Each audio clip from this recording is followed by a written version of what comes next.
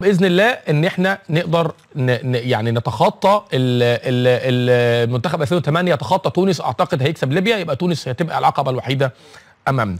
اما بالنسبه ل 2005 عندنا برضه هيبقى المنافسه نفس الوضع، تونس، المغرب، مصر، الجزائر. يعني منتخب برضه المنتخبات في الجزائر ضعيفه خلال السنوات الماضيه، حتى النهارده منتخب 2008 الجزائر منتخب بعيد، ممكن اي فرقه في مصر تكسبه 2008 مش منتخب مصر. فهتبقى نفس الوضع بالنسبه ل 2005. مباراتك مع تونس هي اللي هتحدد بشكل كبير جدا من سيصعد سواء في 2005 او في 2008. منتخب 2005 بقياده روجيرو ميكالي خاض اول مباراه النهارده امام المنتخب المغربي وخسر، وكالعاده تفوقت المنتخبات المغربيه. خسر النهارده المنتخب الشباب تحت 20 سنه امام المنتخب المغربي في المباراه اللي اقيمت على استاد الاسماعيليه، خسر بنتيجه 2-1. وظهر طبعا المنتخب الوطني للشباب برضو بمستوى اقل من المتوسط امام المنتخب المغربي. الكره المغربيه اللي بتعيش ازهى عصورها في السنوات الاخيره، وبتعيش على مستوى المنتخبات الوطنيه بشكل عام تطور كبير، سواء منتخبات الناشئين. منتخب الناشئين كان لسه فايز على منتخبنا 5-1 بقيادة أحمد الكاس. المنتخب الأولمبي كان كسبان 6 على منتخبنا الأولمبي في الأولمبياد. النهارده المنتخب الشباب بيكسب 2-1 على منتخبنا الوطني. فبالتالي الكرة المغربية في تطور وتقدم بشكل كبير جدا، وبالتالي المنتخبات الوطنية زي ما قلت لك امبارح محتاجة إعادة رؤية مرة تانية، ومسؤولية كبيرة بالنسبة لمجلس إدارة اتحاد الكرة الجديد اللي هيخوض الانتخابات المقبلة. بقى لغز موضوع المغرب، بقى لغز بجد. هو ايه الحكايه؟ لعيبه محترفه، يعني المنتخب ده فيه 14 لعيب محترف، ماشي اوكي، بس برضو احنا بنلعب في مصر على ارضنا وفي ملعبنا وكان في جمهور وكل حاجه. ما ينفعش، وما ينفعش ال 17 يتغلبوا 5، وما ينفعش المنتخب الاولمبي يتغلب 6. ما كل ده من المغرب. هو في ايه؟ هي هتبقى عقده ولا ايه؟ مش بين يوم وليله ولا سنه ولا سنتين، لان انت كل ما تتقدم الناس دي هتتقدم برضه، وانت اصلا ما عندكش اساس، هم عندهم اساس، فالتقدم بتاعهم هيبقى اسرع وافيد واحدث. مهما تتقدم انت برضه مش هتحصلهم. ده انت عايز ايه؟ عايز ايه؟ تفرتك المنظومه كلها او تبيد المنظومه كلها، برضه مش هتلحقهم. هي انت يعني الا اذا حصلت معجزه بقى.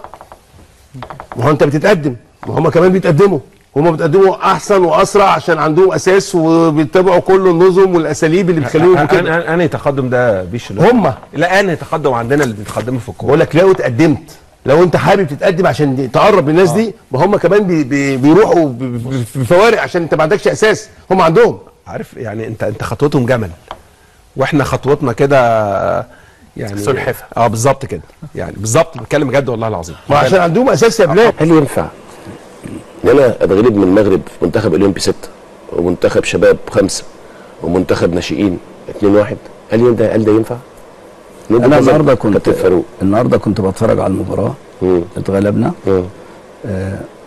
برضك انا بكون اجيال، واحنا مدرسه جديده دلوقتي في تغيير المفهوم بتاع الكوره. ما هم كمان بيكونوا اجيال. لا، ده هم دول. ده النهارده كان بيقول لك الفريق ده في الملعب فيه 3 لعيبه محليين او من. لا، المنتخب المغربي 14 لعيب محترف، وال 14 بيلعبوا فوق 14 لعيب محترف، والباقي كله في اوروبا. طب دي سياسه وتخطيط يا كابتن. طب خلاص، احنا خلينا. انا كنت سامع، كنت بتكلم على الاستاذ محمد، بتتكلم على الاتحاد. انت يعني لازم تبقى انت من البدايه، يعني ان شاء الله المجموعه اللي موجوده بتاع الكابتن هاني ابو ريده يبقوا رايحين الاتحاد عارفين بقى الجدول اللي هيتعمل ولا البرنامج بتاعهم يعني والاولويات ايه بالظبط. المستقبل ده ليه ناسه، اللي هو التخطيط. ليه ناسه. يعني مش اي حاجه ما فيهاش. الكوره زي انت بتصنع حاجه، ان انت هتروح تحترف وتيجي. طب افتح لها الاحتراف ازاي؟ وموضوع التزوير والتسنين ده برضه يا كابتن فاروق، ما هي الدنيا ملخبطه، الدنيا مش منظمه. يعني هل برضه احنا محتاجين نظره في منتخبات الشباب والناشئين؟ طبعا محتاجين نظره، طبعا محتاج اعاده هيكله. اعاده هيكله طبعا. لو تتذكر حضرتك احنا النهارده بنتكلم، احنا متضايق قوي من حكايه المغرب بصراحه. احنا يعني مع احترامي الشديد اخواتنا وحبايبنا وكل حاجه، وقبلهم السنغال. عادي ما ينفعش نغلب 6 من المغرب 5 من المغرب والنهارده 2-1 من المغرب. ايه صعب في إيه؟ صعب جدا. Dans un tournoi qui est très très important. هو تقييمه للماتش ان هو كان 10/10، ان هو عملوا اداء كويس جدا، بالذات كمان ان هم قدام منتخب زي مصر، هو منتخب قوي في كل الاحوال، ولكن هو تقييمه 10/10 بالذات ان هم كسبوا في اول ماتش في اول البطوله. شايف المجموعه ازاي بشكل عام؟ المنتخبات اللي موجوده في المجموعه الاربع منتخبات شايف اجواءها ازاي؟ خاصه كان في مباراه قبل المباراه دي كمان. Coach, comment vous voyez la collection des équipes en général, surtout qu'il y a un match au début de ce championnat? Comment vous voyez la collection en général des équipes? Quand vous dites la connexion? La collection des équipes qui va... Le niveau général des équipes? على المستوى العام يعني? Oui, oui. Ben, moi, c'est un très bon niveau. Tous les matchs vont être difficiles. On a déjà fait l'UNAF, ce tournoi-là, on l'a déjà fait il y a 1 an en Tunisie, et on a vu que tous les matchs étaient très difficiles. On a vu la Tunisie aujourd'hui qui a eu beaucoup de mal à battre la Libye. Donc tous les matchs vont être compliqués, le niveau est très très bon. Beaucoup d'engagement, beaucoup d'envie, les joueurs se battent, et il y a des joueurs avec beaucoup de qualité, donc chaque match va être important. هو بيقول ان المجموعات عامه كلها كويسه ومؤهله انها تلعب الماتشات دي، بالذات ان كان الماتشات دي بتتلعب في تونس من سنه. طبعا تونس النهارده كان عندها زي مش صعوبه، ولكن هنقول ان الموضوع كان يعني صعب شويه انها تغلب ليبيا، بالذات كمان ان الفرق كلها في العموم هي كلها مؤهله انها تلعب كل الماتشات دي وقويه جدا. خساره منتخب 2005 منتخب الشباب بقياده روجيرو ميكالي 2-1 من المغرب. وخسارة الحقيقة بتعيد للأذهان شوية يمكن مجموعة خسارات بقى. يعني لو هنتكلم عن مباراة تحديد المركز الثالث والرابع في أولمبياد باريس 2024 والخسارة بالسداسية يعني من منتخب المغرب، خسارة المغرب اللي فاتت منتخب الشباب 2008 بقيادة أحمد الكاس. أنا النهاردة عايزة أسأل حضراتكم سؤال، حضرتك أو حضرتك اللي شايفنا أو سمعنا، انت شايف ليه